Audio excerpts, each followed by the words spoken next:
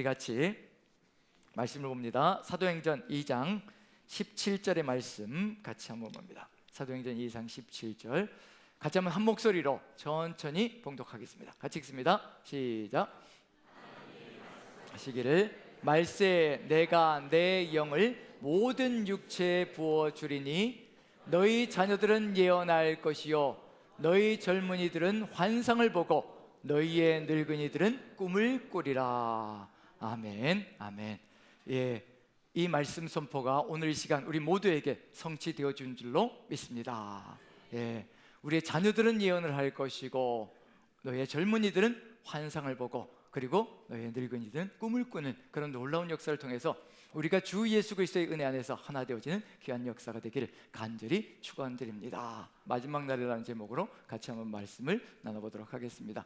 먼저 한 사람의 이야기를 같이 나누면서 나갔으면 좋을 것 같습니다. 어떤 한 사람이 있는데 제가 P31이라는 책 제목이 P31이에요. P는 뭐의 약자냐면 프라보브 해가지고 잠언의 약자가 되고요, 30이라는 잠언 31장을 의미하는 겁니다. 책 제목이 P31 잠언 31장인데 마지막 날입니다. 자, P31인데 그 책을 읽으면서 이분이 그런 분이었구나 라는 그런 생각을 하면서 좀 읽게 되었는데 이 잠언 31장의 내용, 현숙한 여인에 대한 그 내용을 자신의 삶과 사업의 모토로 정신으로 삼아서 그 정신을 가지고 오직 하나님을 경외하는 마음을 가지고 자신의 사업을 이루어가며 하나님의 말씀이 아니면 절대로 따라가지 않고 오직 말씀을 따라서 사업을 일으켜갔던 분인데 하영록이라는 분입니다. 혹시 들어보신 분이 계실지 모르겠는데 하영록 들어보셨나요? 팀 하스라는 세계적인 건축 설계 회사입니다. 세계적인 건축 설계 회사의 회장이기도 하신데 하영록이라는 분이 쓴 책이기도 하고 그분의 간증이 들어가 있는 내용이기도 하거든요. 그분의 삶의 이야기가 좀 같이 나누고 싶은 내용이 들어가 있어서 오늘의 말씀과 좀 연관시켜서 같이 나눠보려고 합니다. 목회자 가정에서 태어났고요. 초등학교 졸업할 무렵에 이제 이민을 가게 되어서 미국 필라델피아로 이민을 가서 살게 되었고요. 그리고 거기서 지내면서 이제 펜실베니아 대학과 펜실베니아 대학교 대학원을 이제 건축학과를 졸업하고 굉장히 승승장구 잘 나갔던 사람입니다. 그 젊은 나이에 이제 29살에 이제 건축 설계 회사였죠. 이제 주차장, 빌딩 주차장 설계하는 회사였는데 그 회사에 들어가서 29살에 회사의 중역이 된 겁니다. CEO가 된 거예요. 굉장히 승승장구하면서 굉장히 잘 나갔던 삶이죠. 부모님이 목회자였는데도 불구하고 그렇게 성공적으로 삶을 살아가다 보니까 이제 신앙은 뒷전이 되고 신앙은 액세서리가 되고 이제 자신의 삶의 성공을 목표로 모토로 삼아서 굉장히 이민자들에게도 한국 이민자들에게 희망을 주는 그런 삶을 살아갔던 삶이었는데 어찌되었든 신앙은 뒤로 제쳐두고 그냥 성공 가도를 달리면서 그것에 취해서 살아갔던 그런 삶이었습니다. 그래서 29살에 중역이 되어서 33세까지 아주 굉장히 잘 나가는 삶을 살았죠. 인정받으면서 33세에 이제 고속도로를 굉장히 질주하면서 달리면서 어느 순간에 갑자기 고속도로 위에서 실신을 하게 된 겁니다.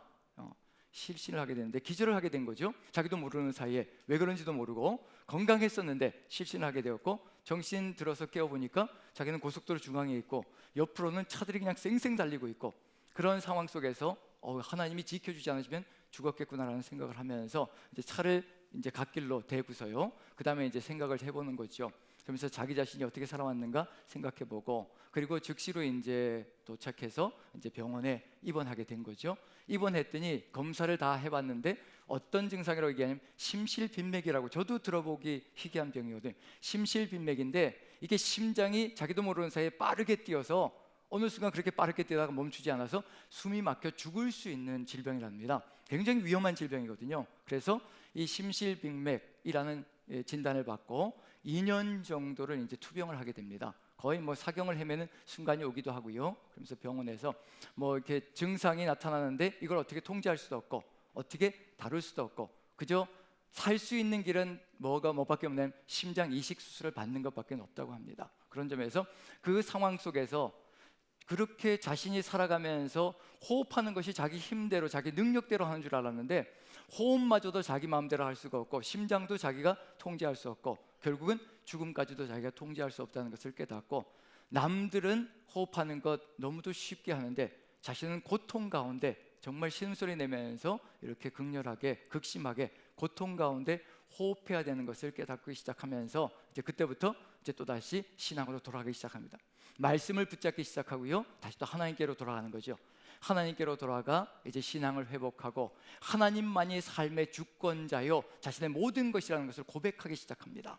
그러면서 이제 심장 이식 수술을 기다리는 거죠. 그런데 의사 선생님이 이제 왔습니다. 미국에서 이제 입원하고 있었는데요, 의사 선생님이 와서 당신에게 꼭 맞는, 이름이 이제 영어 이름은 팀이었거든요. 한국 이름은 하영록인데 팀이고, 그래서 하시고, 그래서 기업 이름을 팀하스라고 이제 지었던 것 같습니다. 어쨌든 팀이라는 영어 이름을 쓰고 있었는데 의사 선생님이 와서 얘기하는 게 반가운 소식이 왔다고, 당신에게 꼭 맞는 심장이 나타났고 당신이 지금 순번이 되어서 당신 차례가 되어서 이제 심장 이식 수술을 하게 되었다라고 축하한다고. 그리고 나서 의사 선생님이 한마디를 더 던지는 거예요. 어떤 얘기냐면 심장 이식 수술을 이제 해야 되는데, 그런데 옆방에 입원하고 있는 한 여인이 있는데 그 여인은 심장 이식 수술을 받지 않으면 2시간 내에 죽게 되었다고. 그 이야기를 하지 않았으면 그냥 심장 이식 수술을 받을 텐데, 그런데 그 이야기를 하는 겁니다. 깜짝 놀라는 거죠. 자기는 이제 조금 여유가 있는 것 같은데 그 여자는 이제 2시간 안에 심장 이식 수술을 받지 않으면 죽는다고 하니까 깜짝 놀란 거죠. 그러면서 물어보는 겁니다. 정말 그 여인이 죽게 되는 겁니까? 그래서 2시간 안에 죽는다는 겁니다. 고민하고 있으니까 의사 선생님이 하신 말씀이, 팀, 이 심장은 당신 겁니다. 당신 순번이 되어서 당신에게 돌아온 거니까 양심의 가책을 느끼지 않아도 되고 이제 즉시 수술하면 되니까 가족들에게 연락해서 빨리 수술하도록 하십시다. 그랬더니 고민이 되는 거죠. 다시 한번 이제 의사 선생님이 묻는 겁니다. 정말 그 여인이 죽습니까? 그랬더니 2시간 안에 죽게 되어 있습니다. 그리고 나는 심장 이식 수술을 지금 받지 않으면 어느 정도 생명을 연장할 수 있습니까? 질문을 한 거죠. 그랬더니 짧으면 일주일, 길면 3주 정도 본다라고. 그런데 그 안에 심장 이식 수술을 받지 않으면 95%의 사망률이 들어갈 거라고, 그런 얘기를 하는 거죠. 자, 우리 같으면 어떨까요? 일주일, 짧으면 일주일, 길면 3주, 그 안에 또 꼭 맞는 심장이 나온다는 보장도 없고요. 심장은 누군가가 죽어야 이렇게 올 수 있는 거거든요. 그런 점에서 정말 갈등이 느껴지는 거죠. 근데 단 3초만 생각한 다음에 그 여인에게 내 심장을 주십시오 라고 얘기하는 겁니다. 그 의사가 깜짝 놀라는 거죠. 설득을 하는 거죠. 당신도 죽을 수 있다라고, 그 여인도 죽을 수 있지만 당신도 죽을 수 있다라고, 꼭 맞는 심장이 나오는 보장이 없다라고, 그렇게 얘기를 함에도 불구하고 단 3초 만에 그 여인에게 주십시오. 굳은결심으로 그냥 그렇게 얘기하는 겁니다. 그랬더니 이제 의사 선생님이 그러면 그렇게 하자라고 얘기하고, 왜 3초 만에 이렇게 결정을 했는가? 자신에게도 가족들에게도 더 이상 갈등을 느끼지 않게 하기 위해서, 만약에 질질 끌게 되면 1시간 정도 끌게 되면 본인도 갈등을 느낄 것 같고 가족들도 갈등을 느껴서 반드시 주장을 할 것 같다는 생각이 들어서 3초 만에 결단을 했다는 겁니다. 그 여인에게 주십시오. 그러고 나서 그 여인은 이제 교통사고로 2시간 정도밖에 남지 않았는데 그 심장 이식 수술을 받고 이제 살아나게 되었고요. 이 사람은 이제 하영록이라는 사람은 기다리고 있는 거죠. 일주일 지난 다음에 아니나 다를까 실신했습니다. 기절을 한 거죠. 이제 심장 이식 수술을 받지 못하니까 기절을 하게 되고 거의 사경을 헤매는 거죠. 이제 그 다음에 의사 선생님들이 그 병원 전체에 소문이 나기 시작한 거죠. 자기에게 올 심장을 양보한 사람이 있다. 자신도 생명을 내어놓고 양보한 사람이 있다. 그러고 나서 이제 그 의사 선생님들이 오면은 하는 말이 뭐냐면 그 사람의 안부, 하영록이라는 사람의 안부를 묻는 것, 아직 생존해 있냐? 묻는 것으로 온 병원에 이제 소문이 나기 시작한 거죠. 그러고 나서 정말 감사하게도 한 달 만에요. 생존해 있는 그 한 달 만에 다른 심장, 꼭 맞는 심장이 나타나서 또 심장 이식 수술을 하고 살아나게 되었습니다. 그러면서 이제 하나님의 뜻을 받들어서 정말 자신에게 생명을 주신 분은 하나님이라 생각하고 정말 그 사업을, 자신의 사업을 하나님의 사업으로 이끌어가는 삶인데요. 여기서 우리가 생각할 때 어떠신가요? 하영록이란 이분이, 이 회장이란 이 사람이 심장을 양보했습니다.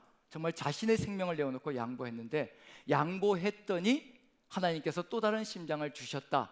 이게 기적처럼 느껴지시는지 아니면 다른 어떤 마음이 느껴지시는지, 저는 이 기적이 무엇이라고 생각되느냐면요, 이 하영록이라는 사람이 자신의 생사화복을 하나님께 다 맡겼다는 그 믿음이 저는 기적처럼 느껴집니다. 내가 양보하니까 하나님께서 그것을 보시고 아시고 다른 심장을 나에게 주시더라. 이게 기적이 아니라, 정말 내가 살아났다는 것이 기적이 아니라, 하영록이라는 이 사람이 가지고 있었던 그 신뢰, 확신, 하나님을 향한 믿음, 삶과 죽음을 하나님께 맡긴 거거든요. 나는 죽어도 좋다. 하나님과 함께하는 이 삶이 이미 하나님의 주권으로 하나님께서 나에게 모든 것을 주셨다는 것을 확신하게, 나는 삶도 죽음도 이제 하나님께 다 맡겼다. 저는 그 믿음이 기적이라고 생각되어집니다. 다른 어떤 것도 아니라 하나님이 나의 주권자이시며 생사화복이 하나님의 손에 있다라고 믿고 확신할 때 우리는 어떤 삶을 살아갈 것인가?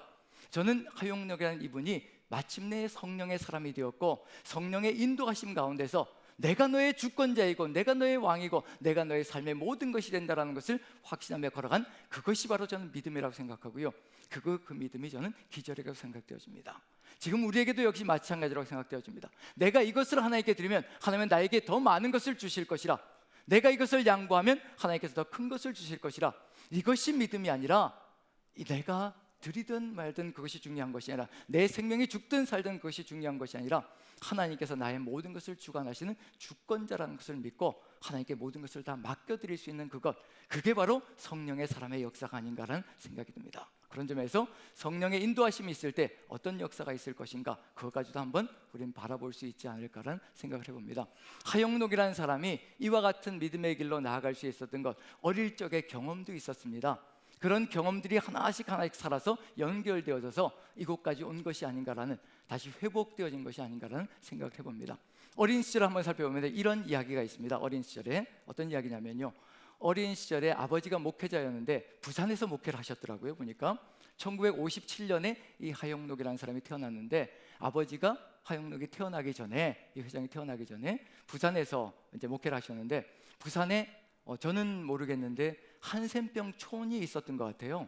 이제 나병 환자들을 모아서 이제 했던 그런 나병 환자 촌이 있었던 것 같습니다. 혹시 아시는 분은 아실지 모르겠지만 부산에 있었던 것 같아요.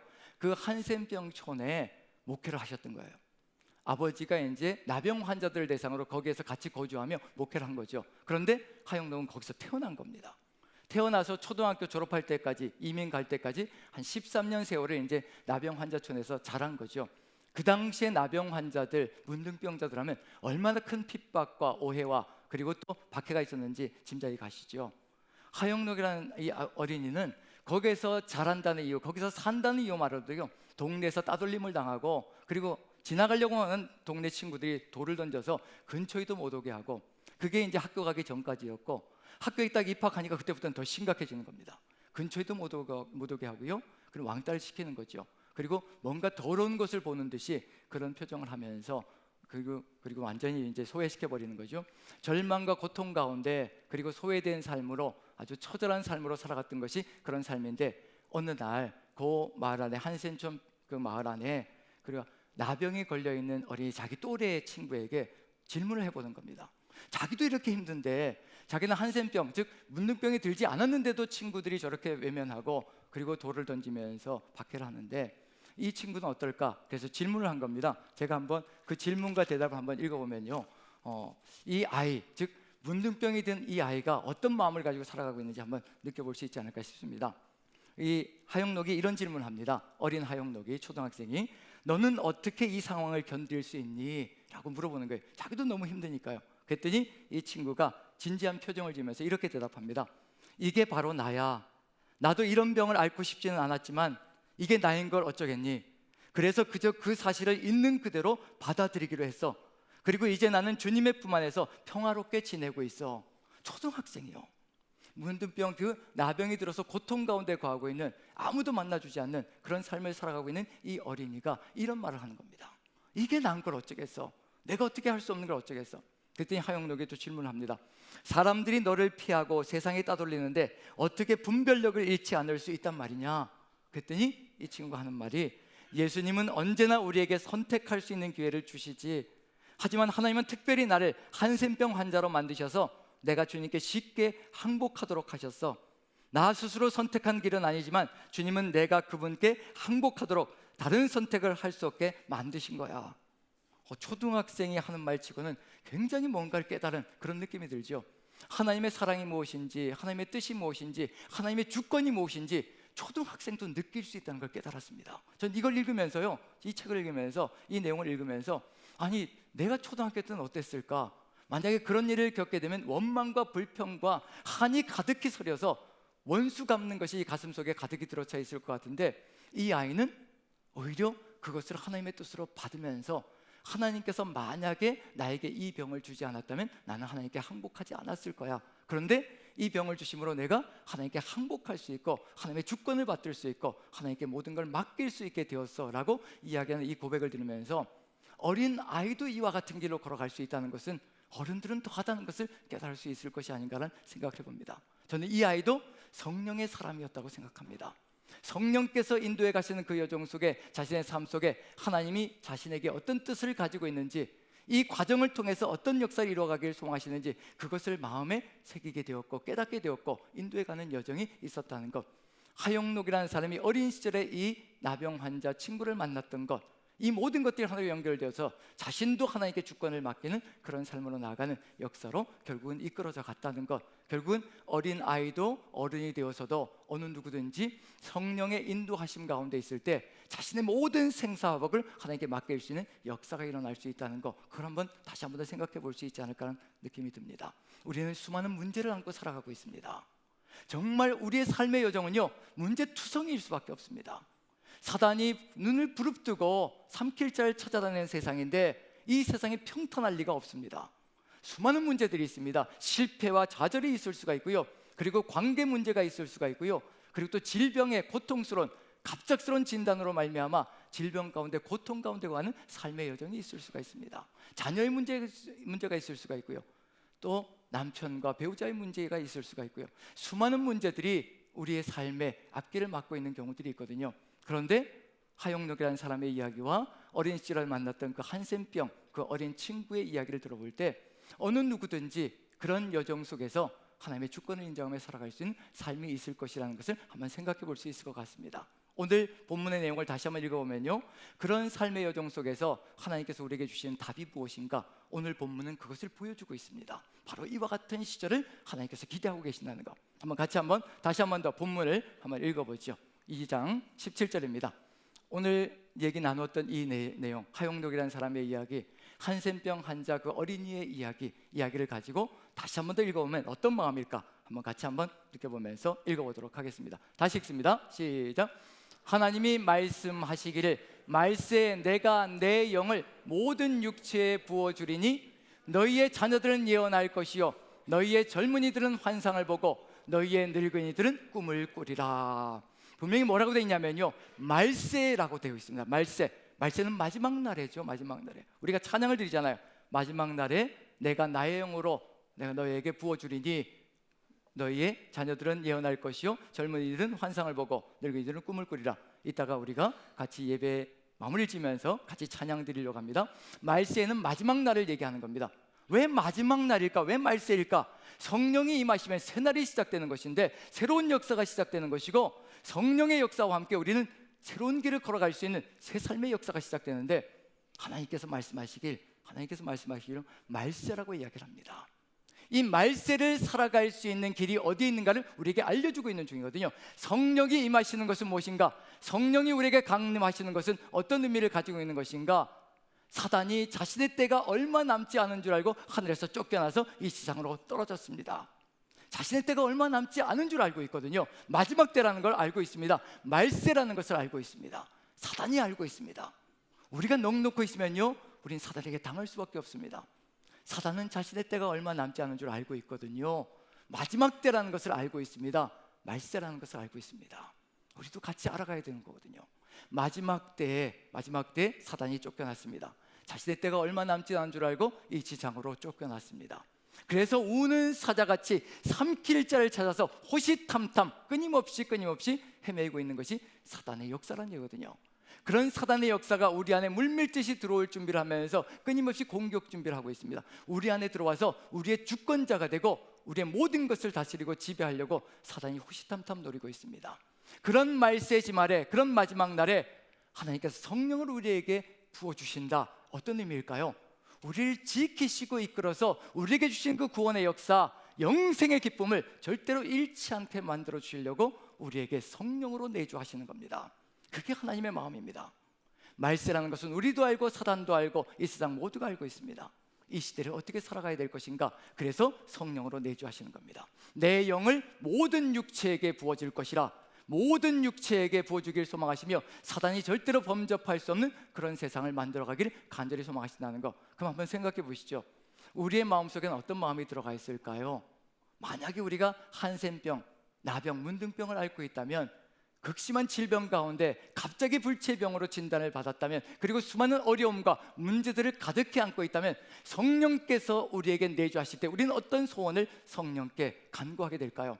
이 질병을 제발 낫게 해주십시오. 지금 당장 이 질병을 거두어가 주십시오. 내 문제를 깨끗하게 해결해 주십시오.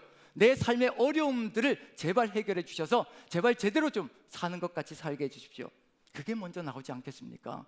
그 내용이 먼저 나오지 않겠어요? 근데 하나님께서 말씀하십니다.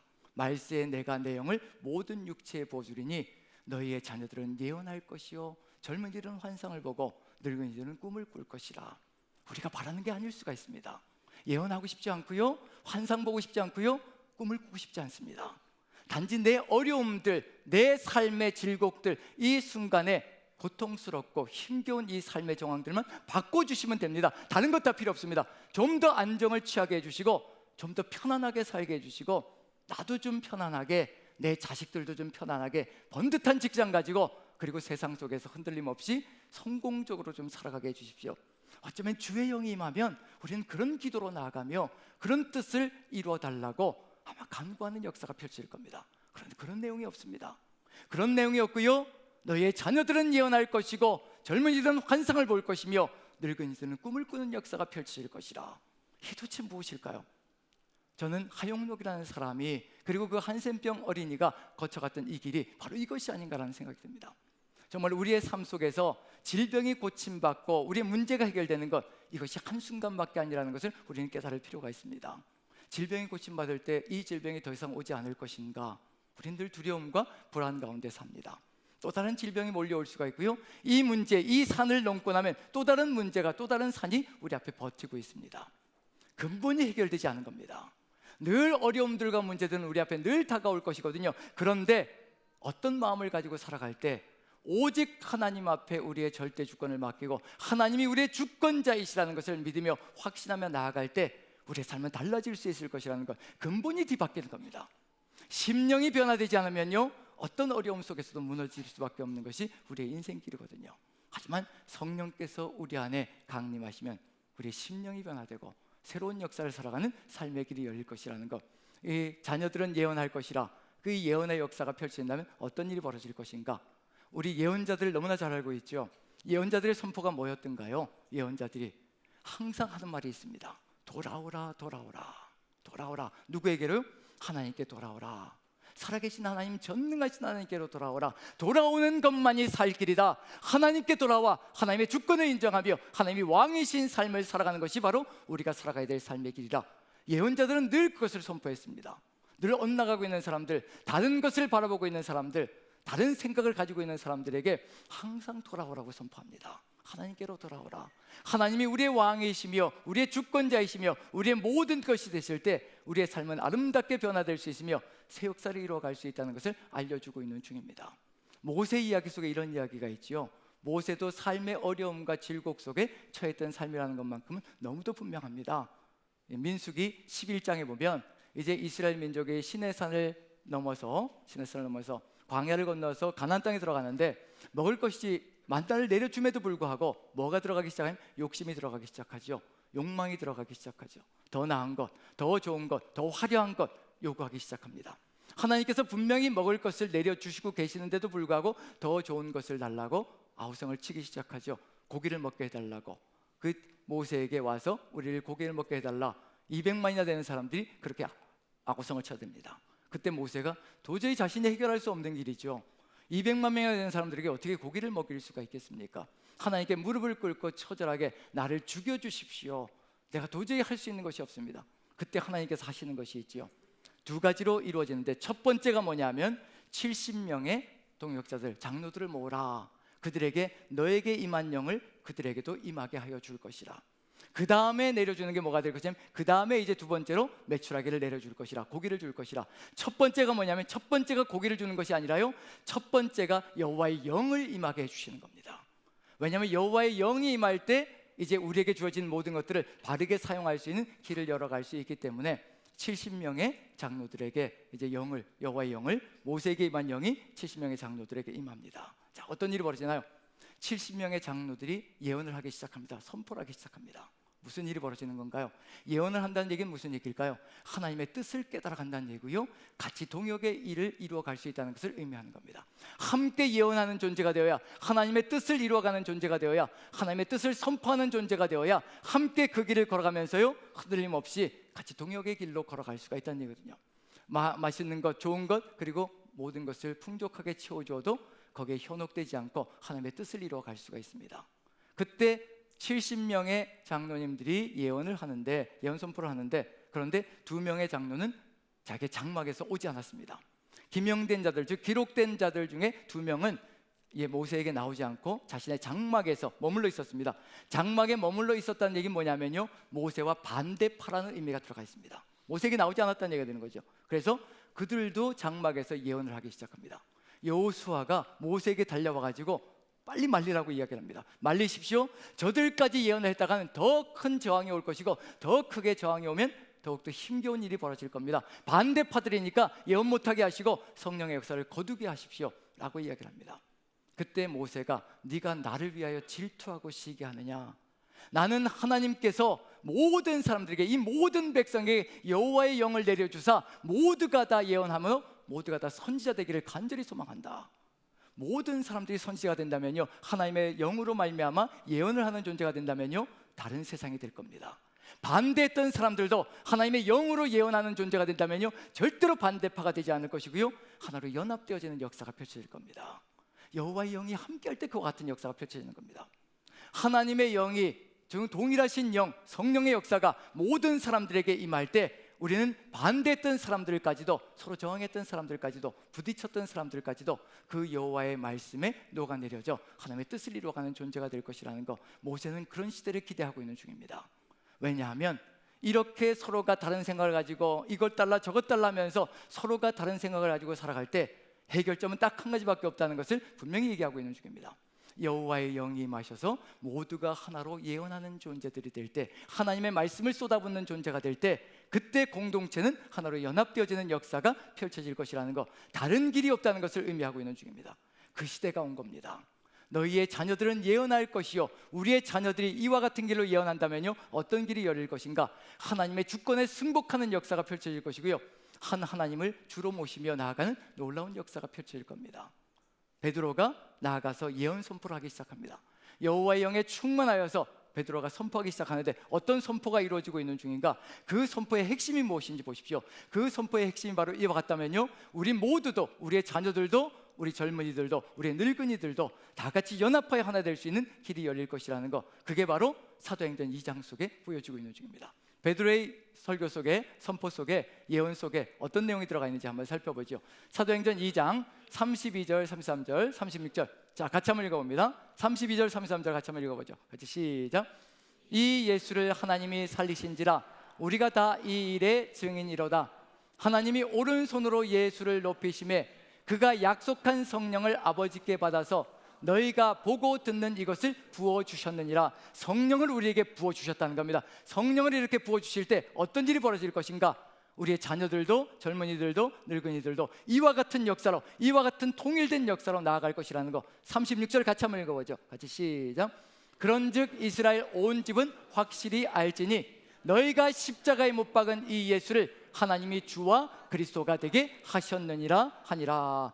예수 그리스도를 하나님께서 주와 그리스도가 되게 하셨다는 겁니다.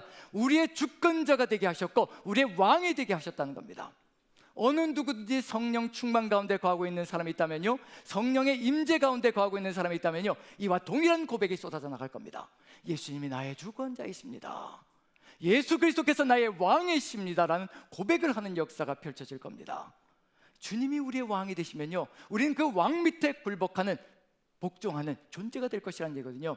지금 내가 복종이 되지 않고 있다, 굴복이 되지 않고 있다, 내 왕이 다른 존재라는 얘기입니다. 그걸 얘기하는 겁니다. 우리가 한 성령 안에서 그 성령의 충만함으로 나아간다면요, 우리는 서로가 서로를 가장 낮은 존재로 서로 섬기며 나아가는 존재가 될 수밖에 없습니다. 왜냐하면 우리는, 우리의 왕은 예수 그리스도이기 때문에. 예수 그리스도께서는 인자는 섬김을 받으려 함이라 섬기기 위하여 왔고 자기 목숨을 많은 사람을 위하여 대속물로 주기 위하여 왔다. 섬기기 위하여 오신 분이 우리의 왕이시고 목숨을 다른 사람을 위하여 내주기 위하여 오신 분이 우리의 왕이고 주권자가 되시며 우리의 구원자가 되셨습니다. 우리도 똑같이 닮아가는 거지요. 그분이 우리의 주권자이시고 우리의 왕이시면요, 주님이 살아가셨던 그 삶이 우리의 삶이 되어야 합니다. 우리의 길이 되어야 합니다. 어느 누군가가 교회 안에서 주권을 부르짖으며 자기의 주장을 내세우면서 모든 것을 뒤흔들기 시작한다면요, 반드시 기억하십시오. 그분의 주는 예수 그리스도가 아닐 수가 있다는 얘기입니다. 그걸 우리에게 알려주고 있는 중입니다. 성령께서 강림하고 역사하실 때 우리는 모두 다 우리의 주권을 주님께 올려드리는 사람들입니다. 내가 주가 아니고 예수 그리스도께서 우리의 주가 되시는 겁니다. 우리의 구원자가 되시는 겁니다. 오직 성령 충만함으로 나아갈 때 우리의 자녀들도 이와 같은 길로 예언의 선포가 이루어집니다. 그 예언의 선포는 뭘까요? 여호와께로 돌아가자, 우리 주님께로 돌아가자, 우리 주만이, 예수 그리스도만이 우리의 주권자이시라 고백하는 역사, 항복하는 역사가 펼쳐집니다. 그 한센병 어린이가 자신의 모든 주권을 하나님께 올려드리고 내가 할 수 있는 것이 아무것도 없다, 오직 주님께서 나에게 이것을 주셨고 나는 주님께 항복하는 것만이 나의 살 길이다 라고 고백하며 나아갔던 것처럼 우리의 자녀들도 바로 주 앞에, 예수 그리스도 앞에 이렇게 두 손을 번쩍 들고 항복하고 오직 주님을 왕으로 섬기며 나아갈 때 우리의 자녀들 시대부터 시작해서 하나로 연합되어지는 역사가 펼쳐질 겁니다. 그 연합이 이루어질 때 그들이 성장하여 어떤 일이 벌어지겠습니까? 교회는 하나님의 뜻이 온전하게 이루어지는 역사가 펼쳐질 것이라는 것, 그걸 보여주고 있는 중이거든요. 이것이 무엇보다 더 나은 것일까? 정말 우리의 모든 문제들로부터 해결되어지는 그 길이 어디에 있을 것인가? 우리의 모든 주권을 주님께 올려드릴 때 주님께서 이루어 가시며 세워 가실 것이라는 것, 그걸 우리가 믿는다면요, 주와 함께 나가는 그 역사가 얼마나 아름다운 것인지 살펴볼 수 있지 않을까라는 생각이 듭니다. 그리고 너희의 젊은이들은 환상을 볼 것이라. 환상, 그러면 뭔가 놀라운 것, 남들이 보지 못한 것, 그래서 내가 더 영적으로 특별하다, 이런 주장을 내세우기 위한 것이 아니라 사도행전 속에서 환상을 볼 때 어떤 환상을 보는가? 모두가 다 주님과 연관되어진 환상을 봅니다. 스데반 집사님 한번 볼까요? 젊은이들이 환상을 볼 때, 이러한 환상을 볼 때 어떤 일이 벌어질 것인가, 어떤 삶으로 나아갈 것인가, 그걸 보여주고 있는 중입니다. 한번 사도행전 7장을 한번 보시죠. 7장 55절부터 60절까지 천천히 한번 읽어볼까요? 천천히 같이 시작. 스데반이 성령이 충만하여 하늘을 우러러 주목하여 하나님의 영광과 및 예수께서 하나님 우편에 서신 것을 보고 말하되, 보라, 하늘이 열리고 인자가 하나님 우편에 서신 것을 보노라 한데, 그들이 큰 소리를 지르며 귀를 막고 일제히 그에게 달려들어 성 밖으로 내치고 돌로 칠세, 증인들이 옷을 벗어 사울이라 하는 청년의 발 앞에 두니라. 그들이 돌로 스데반을 치니 스데반이 부르짖어 이르되, 주 예수여 내 영혼을 받으시옵소서 하고 무릎을 꿇고 크게 불러 이르되, 주여 이 죄를 그들에게 돌리지 마옵소서, 이 말을 하고 자니라. 환상을 볼 때 어떤 일이 벌어지나요? 성령 충만할 때요, 성령 충만할 때 베드로가 예언을 선포합니다. 오직 예수 그리스도만이 우리의 주이시고 우리의 그리스도이시라, 우리의 구원자이시라, 그 선포가 선포되어집니다. 스데반 집사님이 성령 충만함으로, 성령의 충만함으로요 또 선포합니다. 환상을 봅니다. 무슨 환상을 볼까요? 예수 그리스도께서 지금도 살아서 역사하시고 계시다는 것, 지금도 하나님 우편에 살아서 역사하시고 계시는 것, 죽으신 분이 아니라는 겁니다. 그 예수 그리스도가 지금도 살아서 역사하신다는 겁니다. 그걸 보는 겁니다. 주님이 살아서 역사하신다, 예수 그리스도께서 걸어가셨던 그 길, 그 삶의 길이 진리라는 것을 그대로 믿고 확신하며 나아가는 삶의 길이 열리는 겁니다. 주님이 걸어가셨던 그 길이 진리라는 겁니다. 주님이 십자가 위에서 주여 저들의 죄를 용서하여 주시옵소서, 저들이 무슨 짓을 하는지 알지 못하기 때문입니다. 아버지여 내 영혼을 받아 주시옵소서. 예수님이 걸어가셨던 그 삶의 길 그대로를 따르며 걸어가는 것, 환상을 본 사람이 바로 이와 같은 길로 걸어갑니다. 예수 그리스도를 만나고 예수 그리스도를 지금도 보며 걸어가는 그 환상의 눈이 열릴 때, 성령 충만함으로 그것이 우리가 열릴 때요, 우리는 주님이 걸어가셨던 그 길을 똑같이 걸어가는 삶의 길을 열어갈 수가 있습니다.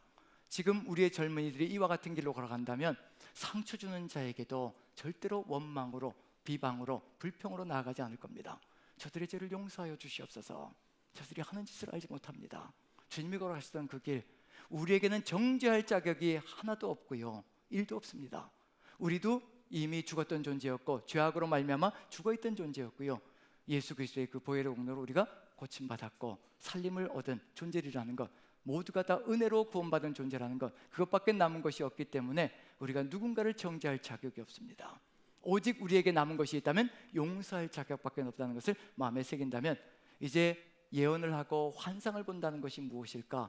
오직 예수 그리스도의 그 길을 걸어가는 것, 그것이 우리에게 가득 들어차는 삶이 될 것이라는 것.